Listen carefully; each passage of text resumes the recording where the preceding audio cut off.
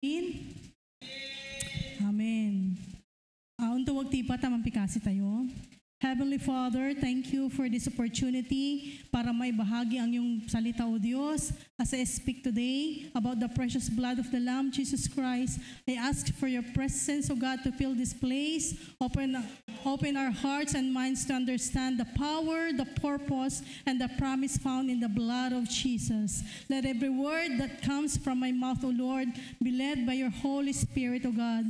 Let it bring life. Let it bring life, O God, and transformation, O God. May your name be glorified, and may every listener, O God, na naririto sa lugar na ito, O God, be drawn closer to you, O Lord. Continue to prepare, O God, every heart, O God, and every mind, O God, and every lives to hear your revelation, O God. Cover us, O Lord, with your precious blood, and we invite your Holy Spirit, O God, to be in this place, O Lord. This we ask and pray in the name of our Lord Jesus Christ. Amen and amen.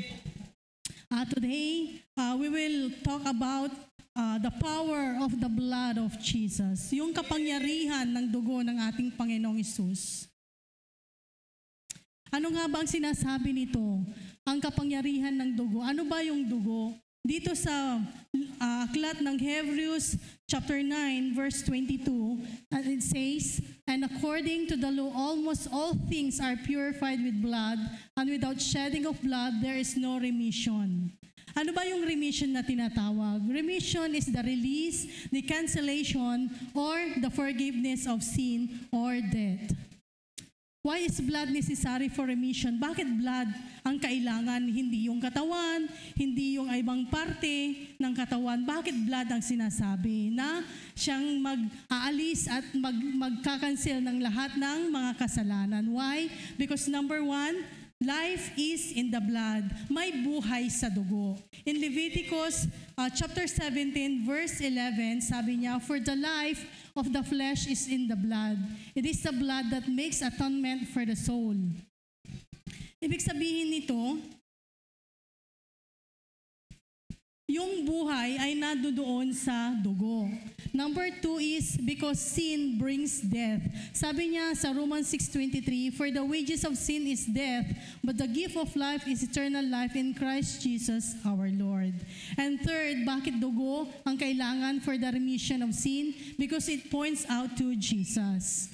In Hebrews 10:4, "For it is impossible for the blood of bulls and goats to take away sins." And in Hebrews 10:12, "But when Christ had offered for all time a single sacrifice for sins, He sat down at the right hand of God." So, kailangan ang dugo, ang dugo ang siyang kailangan for the cancellation and the release and the forgiveness of sins. Amen. Amen. Ano ba itong tinatawag na dugo? Ano ba itong tinatawag na the blood of Jesus? The blood of Jesus is not just the color red fluid. Although makikita natin na doon sa cross is talagang tumulo yung dugo ng ating Panginoong Hesus. Hindi lang ito yung literal na dugo na nakikita natin kapag may nasugatan or yung blood transfusion sa ospital, kung may pero ito ay mas may malalim na kapahayagan. And the expression of this is His life given for us. Ang dugo ay hindi lang yung literal na dugo na nakikita natin na kulay red, pero may mas malalim na revelation ito. At ito yung buhay ng ipinagkaloob ni Jesus sa bawat isa sa atin. Amen. And the blood of Jesus is not just the liquid that flows from a man, but more than pain. Bakit? It is a symbolism, or it symbolizes His obedience. Yung si Jesus ay hindi siya nag-complain kahit alam niya na hahantong siya doon sa to the point of death. Not just a physical suffering, pero alam niya kung ano yung sasapitin niya. Kaya more than pain. And next, the blood of Jesus is a spiritual force. Anong ibig sabihin nun? It has an ongoing power. Even though Jesus died 2,000 years ago, His blood is still alive and effective as of today. It overcomes evil. Sabi niya doon sa Revelation 12:11, we overcome the works of the evil by the blood of the Lamb. It breaks curses and demons trembles by His blood. So mayroon siyang kapangyarihan na spiritual. May spiritual na force. And the blood of Jesus is the fullness of the gospel. When you say the blood of Jesus, we are referring to the entire revelation of what His death and sacrifice accomplished. Kung ano yung natapos, kung ano yung ginawa, finished work of Christ in the cross. Ito ay nagpapahayag ng buong plano ng Diyos para sa kaligtasan ng sangkatauhan. Amen. Amen. Meron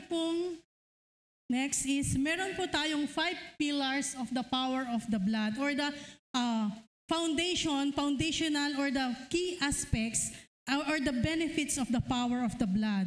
Number 1, the blood purchases or redemption. In Ephesians 1:7, in Him we have redemption through His blood, the forgiveness of sins according to the riches of His grace. The blood is the payment for sin, kabayaran ng kasalanan. Christ didn't just forgive, He bought us back.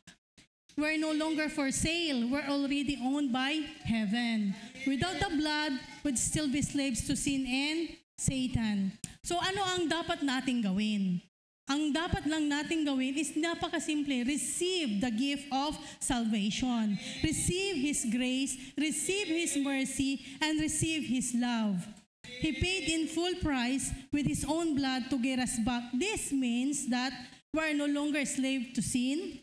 The devil no longer owns us. Hindi na tayo pagmamay-ari ng kaaway, ng kalaban.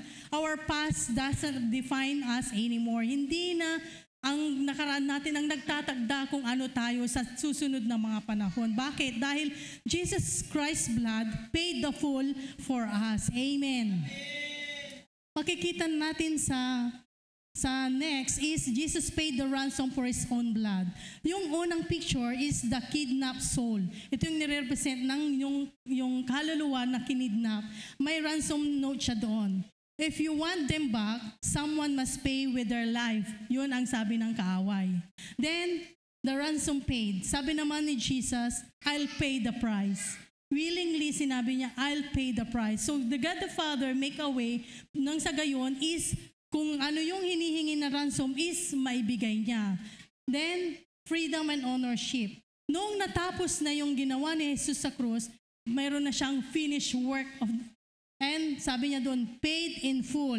You are redeemed, you are bought it back, and you are now belongs to God. Amen. Amen. I am not owned by sin, Satan, or my past. The blood bought me. Yung dugo is sinaliw tayo lang na dugo na ni Jesus. Hindi na tayo yung tayo, kundi yung dugo ni Jesus ay He brought us back to our enemy. Amen. Amen. And the second is the blood purifies, cleansing and forgiveness. In the book of 1 John 1:7, but if we walk in the light as He is in the light, we have fellowship with one another, and the blood of Jesus Christ, His Son, cleanses us from all sin. It doesn't just cover sin. Hindi lang daw niya yung kasalanan is tinakpan, kundi it cleanses us. You are not just forgiven. Hindi ka lang niya pinatawad, bagkus you are washed, nilinis ka pa niya. Amen. No stain is too deep for the blood. Now, we can live, pwede tayong mamuhay na may confidence sa ating sarili that all our sins, either past, present, or future, have not just been covered, hindi lang natakpan, kundi hindi lang temporary na atoned, but they have been washed away, nalinis na niya. And that finished work of Christ on the cross, we have an everlasting release. Everlasting na na-release tayo sa sin, sa curses, sa anumang gawa ng kaaway. Amen. Amen. God, next is, God says He will not remember our sins anymore. Ang sample nito is yung cloud. Clouded by poor choices, clouded by sin. Kung nakikita natin yung fog tuwing malamig ang panahon or kung nasa malamig na lugar katulad ng Baguio, pag lumabas na yung fog, wala ka nang maaninag, wala ka nang makita. So, many decades of mistakes, your failures, sinisimbolize nito yung fog. But then, God causes His light to shine and the sun, His own sun, causes that sin to evaporate. So kung nasa foggy place ka, tapos yung araw is yung sumikat na yung araw, hindi mo namamalayan yung fog unti-unting nag-i-evaporate. Amen. Ganon din ang ginawa ng ating Panginoong Hesus. Dahil sa kanyang dugo, nag-i-evaporate yung mga kasalanan, nawawash away yung kasalanan na nasa atin. Kahit gaano man ito kakapal. Amen. When you ask God for forgiveness, pero merong requirements si Lord, you must ask for forgiveness. Kailangan humingi ka ng tawad sa ating Panginoon. And quit remembering what God has forgotten. Quit daw yung stop and quit bringing up what's already been evaporated. Kung ano yung tapos na, wag mo nang alalahanin pa. Bakit? My guilt is gone. You can declare because of what the Lord has done, because of what the blood of the Lamb has done. The guilt is gone. My shame is removed. I am forgiven. I am cleansed by the blood. Amen. Amen. Next is the blood protects, covering and preservation. In the book of Exodus 12:13, by Passover. Ano ba yung tinatawag na Passover? Yung nilagpasan, nilagtawan. Now the blood shall be a sign for you on the houses where you are, and when I see the blood, I will pass over you, and the plague shall not be on you to destroy you when I strike the land of Egypt. Alam na natin yung kwento na noong unang panahon, lahat ng unang firstborn son or firstborn is mamamatay dahil yun ang sinabi ng ating Panginoon. Bagkos, mayroong sinabi ang Diyos na maglagay kayo ng dugo sa iyong doorpost, sa iyong sa harap ng mga pintuan ninyo. At kung nakita yun ng anghel ng kamatayan, lalagpas siya. So yun yung unang panahon. So ngayon, the blood on the doorpost was a signal na sinasabi, do not touch. It still works today. The blood marks and protects. Plead the blood over your family, your health, your destiny, your future, your children, at sa lahat ng mga bagay na may kaugnayan sa inyo. Pwede niyong sabihin na, I plead the blood of Jesus over my life, I plead the blood of Jesus over my work, I engage the blood of Jesus over my family, over my job, over my business.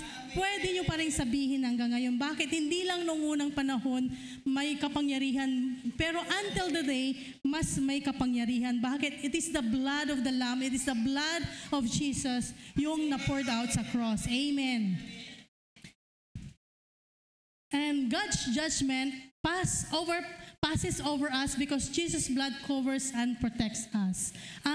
Ito yon, the blood on the doorpost. If the blood of an animal could keep them safe, how much more so can the blood of the Son of the living God? Noong unang panahon, blood of animals ang sinabi ng ating Panginoon para lagpasan sila ng anumang curses, anumang salot, anumang sakuna. Pero ngayon is how much more the blood of our living God, Jesus Christ. Amen. You are untouchable. Kapag nakita yun ng kaaway, may signal na sinasabi, warning, no trespassing sa buhay mo. If you plead the blood of Jesus, no trespassing, sabi, may nakalagay na makikita ng kaawayan. Kaya yung kaaway, wala siyang karapatan na pumunta sa buhay mo, wala siyang karapatan na manggulo. As long as mayroong faith dito sa puso mo at naniniwala ka na yung sinasabi mong blood is Jesus, blood of the Lamb or blood of Jesus is talagang may kapangyarihan sa buhay mo. Amen. Protected by the blood of the Lamb. No weapon formed against me shall prosper. I am under the blood of the Lamb. Pwede mong ideklara yun. Amen. Amen. Kapag ikaw ay nababalutan ng dugo ni Jesus, wala nang magagawa ang kaaway, kundi lagpasan ka, mag-back off siya. Hindi ko sinasabi na kung nag-plead ka ng blood of Jesus, hindi ka na kailanman magkakaroon ng problema o pagsubok. Hindi po yun ang realidad. Kundi ang sinasabi ko, walang mangyayaring masama sa iyo na hindi pahihintulutan ni Lord. Kung hindi pinahintulutan ni Lord, kahit anong gawin ng kaaway, without God's permission, walang magagawa ang kaaway sa iyo. Amen. Walang magagawa ang kaaway sa pamilya mo, walang magagawa ang kaaway sa business mo, sa destiny mo, sa future mo, unless God permits it. Amen. Dahil sa dugo ni Jesus, may bakod ng protection sa paligid mo, sa iyong pamilya. Hindi mo alam kung ilang panganib na ang dumating sa iyo. Bagkos, ang sabi ng panganib, sabi ng disgrasya, sabi ng aksidente, ay, lagpasan ko ito. Bakit? He is covered with the blood of the Lamb. Gaya ng Israelita, doon sa dugo sa pintuan nila, nilagpasan sila ng salot. Hindi mo alam kung ilang sakit na ang papunta sa iyo. Pero dahil nakita niya ang dugo ni Jesus na binalot mo sa iyong katawan, binalot mo sa iyong pamilya, sa iyong tahanan, lumagpas ito. Amen. Ilang aksidente na ang dapat ay ikinasawi mo. Pero nang makita ng anghel ng kamatayan, ang dugo, sabi niya, hindi ko pwedeng lapitan ito. Wala akong kapangyarihan dito. Bakit? Dahil may dugo ni Jesus na nagsasabi na warning, do not touch. Amen. Pwede kang magdeklara. Pwede mong sabihin na, I cancel by the blood of the Lamb the spirit of untimely death, the spirit of premature death over my life, over my family, over my loved ones, over my children. But I speak Jesus, I speak life, I speak health. Pwede kang magdeklara ng magagandang bagay. I speak blessings, I speak favor by the blood of the Lamb. Amen. Amen. That's the power of the blood of the Lamb. And the next is the blood provides access, bold entry into God's presence. In Hebrews 10:19, therefore, brethren, having boldness to enter the holiest by the blood of Jesus. The blood gives you boldness, not fear. Bibigyan ka ng espiritu na hindi ka natatakot, kundi yung taos-puso na pupunta ka sa presensya ng ating Panginoon. You are not a beggar, you're a blood-washed ear. Ikaw ay isang tagapagmana, hindi ka isang pulubi na pupunta sa presensya ng Diyos. You can come before God at any time without shame or without hesitation. Bakit? Dahil sa lumang panahon, hindi basta-basta na makakapunta yung mga pwedeng lumapit sa Diyos, kundi ang tanging yung high priest lang ang pwedeng pumunta doon sa Holy of Holiest. At minsan lang sa isang taon na pumunta yung high priest para maghandog para doon sa kasalanan na nagawa ng mga tao at sa nagawa niya. Because of what the Lord Jesus, our great high priest, ginawa na niya yung dapat na ginagawa ng high priest noon in our behalf. Who's offered His own blood, we can now boldly into God's presence anytime. Amen. Dahil sa dugo ni Jesus, bukas na ang daan, nagkaroon na ng daan. Hindi mo na kailangang matakot o mahiya, hindi ka na estranghero, anak ka na ng Diyos, tagapagmana ka na. Amen. Amen. Nilinis ka na ng dugo ni Jesus, may karapatan ka nang lumapit sa Kanya anumang oras, kahit kailan, kahit saan. Amen. Amen. Ganyan ang dugo ng ating Panginoong Jesus na ginawa niya, na ibinigay niya para sa iyo. The blood next.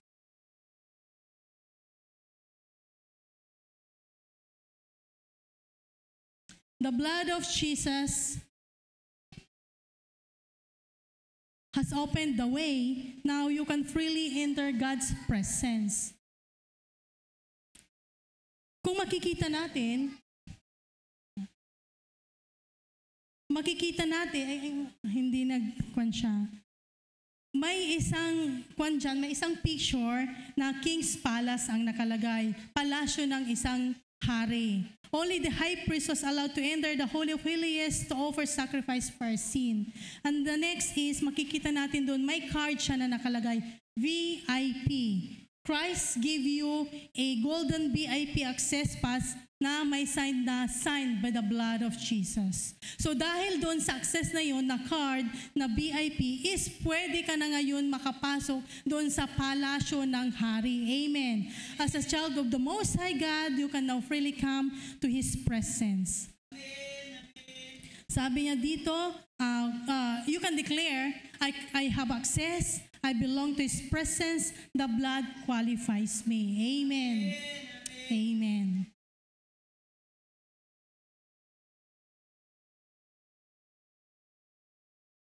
Next is,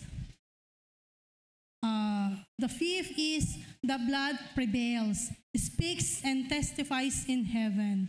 In Hebrews 12:24, to Jesus, the mediator of the new covenant, and to the blood of His sprinkling that speaks better things than that of Abel.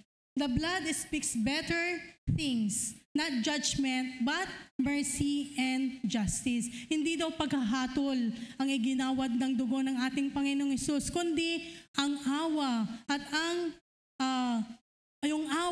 at ang pag-ibig ng ating Panginoong Hesus. It's your legal testimony in the courts of heaven. When Satan accuses, the blood answers. May makikita tayo dito, when the enemy accuses, the blood speaks louder. Imagine nyo, na sa isang korte, lalo na doon sa courtroom in heaven, Satan stands as the prosecutor. Listing all your sins. Meron siyang listahan ng lahat ng mga kasalanan, ng lahat ng mga mistakes mo, ng lahat ng mga failures mo. You are here, pero ikaw nandyan sa tabi. Nakaupo ka lang, very silent. Because you are guilty by your own actions. Dahil alam mo na nagkasala ka, dahil alam mo na may mistakes ka, na may failures ka. But suddenly, anong sabi? Suddenly, Jesus stands up as your advocate, as your lawyer. Tumayo si Jesus as your lawyer. He doesn't argue. Hindi siya nagsalita, hindi siya nakipag-argue, wala siyang sinabi, kundi anong ginawa niya? He lifts his hands, show his nail, scared once, and says, Father, my blood speaks for them.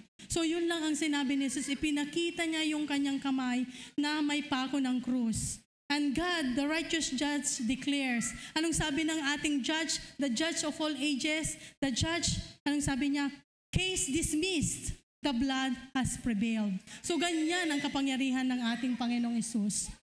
Yung dugo ng ating Panginoong Hesus. Because of the blood of Jesus, sabi ng ating righteous judge, sabi niya, case dismissed. Wala akong nakitang kasalanan mo. You are cleansed, you are forgiven, you are redeemed. Amen. The blood speaks for me. Pwede mong sabihin na the blood speaks for me. It says, I am forgiven. I am free. I am victorious. I am not condemned. I am declared righteous by the blood of Jesus. Amen. Amen. So, nung ginagawa ko to, naiyak ako, sabi ko, Lord, ganun pala, Panginoon, yung ginawa ng iyong dugo. Hindi lang, Panginoon, ng basta dugo, pero may ginawa sa bawat buhay na sa spiritual realm, hindi natin alam kung anong kapangyarihan meron ang dugo ng ating Panginoong Hesus. Bagkus, siya yung tumatayo na nagsasalita para sa atin. Siya yung mediator natin, si Jesus ang mediator natin. Siya ang lawyer natin na palaging sinasabi sa ating Ama na, Ama, tignan mo ang ginawa ko, yung pako sa aking kamay, sa krus ng Kalbaryo na aking ginawa. Kung patuloy na ang accuser is yung kalaban natin, inaakusa tayo sa ating mga nagawang kasalanan. Amen. Kung sarili mo lang kabutihan ang dadalhin mo sa harap ng Diyos, hindi ito sapat para ikaw ay mapawalang sala. Pero kapag ang dugo ni Jesus ang dala mo, panalo ka na, kapatid. Amen. Kahit gaano pa karami, gaano pa katagal o kakapal ang kasalanan mo, ang pagkakamali mo, taon man o dekada man, mawawala yan ng bisa. Bakit? Mawawala ng bisa yung paratang na yan. Bakit? Dahil sa dugo ng ating Panginoong Hesus na siyang umapila para sa iyo. Amen. Kasi pag humatol ang ating Diyos, Hindi base sa sitwasyon mo, hindi base kung ano ka, pero humahatol ang ating Panginoon, kundi base kung sino siya. And we know, sabi niya sa Psalms 45 verse 8, and the Bible says, "The Lord is gracious and compassion. He is slow to anger and He is rich in love." So, remember, pero hindi ibig sabihin na kapag umaapila ang dugo ng ating Panginoon para sa iyo, ito na yung lisensya mo para magpatuloy ka na gumawa ng kasalanan. Hindi po. Remember, every action has a consequences. Amen. Bagkus ang Diyos ay mahabagin at maunawain at napakabuti sa atin.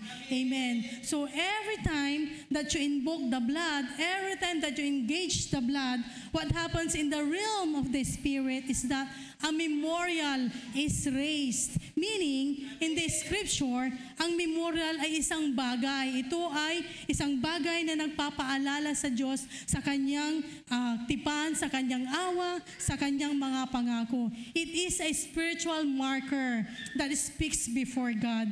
A memorial is a reminder of God and a declaration to the spiritual realm that His covenant and promises are still in force.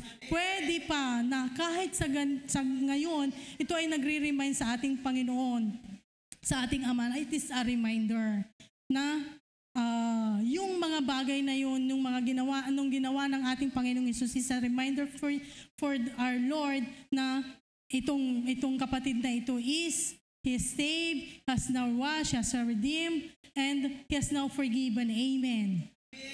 Pero brothers and sisters in Christ, hindi lang po sapat na alam natin kung ano yung benepisyo na makukuha natin sa dugo ng ating Panginoong Hesus bilang Kristiyano. Dapat meron tayong dapat gawin. At ano ang dapat nating gawin? Every day, you must declare with faith over your life, over your family, over your children, over your business, over your resources, over your job and work, over all things that is related to you, that by the blood of the Lamb, we are redeemed, we are restored, we are not owned by sin, Satan, or our past. The blood bought us. We have to declare every day and with faith that we are forgiven, our guilt is gone, our shame is removed, we are cleansed by the blood.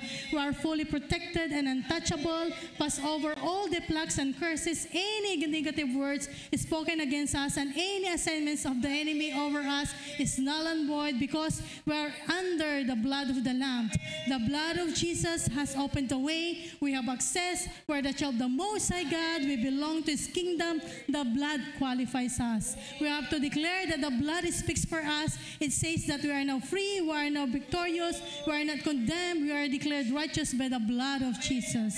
By the blood, we are completely healed in all aspects of our life. We are whole, we are transformed, we are blessed, we are highly favored. So we have to declare in our mouth and every situation, kung anumang sitwasyon na kinakaharap natin, kung anumang circumstances na kinakaharap natin, it's the blood of the Lamb is all the answer and your faith. Amen. Amen po ba? Amen. Kapatid, sa mga nanunood, kung nais mong maranasan at matanggap ang mga biyayang dulot ng banal na dugo ng ating Panginoong Hesus, simple lang ang dapat mong gawin. Ano yun? Accept Jesus Christ as your Lord and your personal Savior and believe in the power of the blood. Kung hindi mo pa tinatanggap ang ating Panginoong Hesus, ay naanyayahan kita na tanggapin mo ng taos-puso at sambitin ang panalangin ito para sa iyong kaligtasan.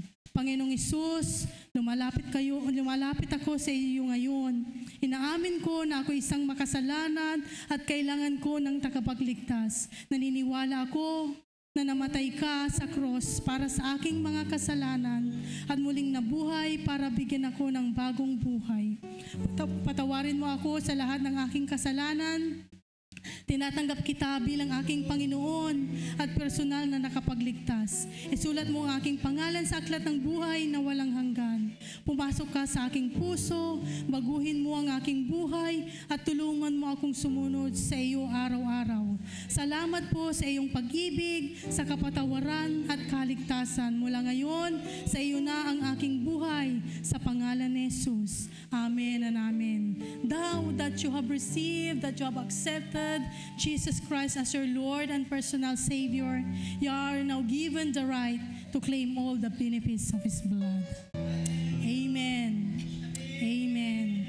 Thank you and God bless. Hayaan po natin na ang banal na dugo ng ating Panginoong Hesus ay magbigay buhay sa atin, magbigay ng kalakasan, at anumang sitwasyon meron tayo, magkakaroon ng solusyon. Bakit? By the blood of Jesus Christ, all our needs are met, all our diseases are healed, at lahat ng gawa ng kaaway ay kansilado sa ating buhay. Amen po ba? Amen. As we close this time, O Lord, we ask for the presence of God. We thank you for the precious blood of the Lamb, Jesus Christ, our Redeemer and our Savior. Thank you for the blood that speaks a better word than any accusations, curses, or condemnation, O God. Through your sacrifice, O God, we are forgiven, cleansed, protected, and made whole. Lord, as we go from this place, O God, as we walk in the full assurance that we are covered by the blood of Jesus, let it be our shield, O God, our victory, and our constant reminder that it belongs to you, O God. Help us to live boldly in faith, standing firm in your power, O God, of the finished work of Christ on the cross, by your broken body and by the blood of Jesus Christ, O God. Let no scheme of the enemy steal what you have sown in our hearts, O God. Sa lahat ng mga napakinggan namin, Panginoon Lord, huwag mong hayaan na nakawin ng kaaway, bagkus, Panginoon Lord, silyuhan namin ito ng iyong banal na dugo, Panginoon, O God. And as we declare, O God, by faith that we are more than conquerors, O God, through the blood of the Lamb and by the word of our testimony, O God, we seal everything, O God, we've received today, O God, every word, O God, every healing, O God, every breakthrough, O God, every answered prayer, O God, with the power of the blood, O God. We give you all the highest glory, honor, power, praises, and thanksgiving, O God, in the name of our Lord Jesus Christ. Amen and amen, O God.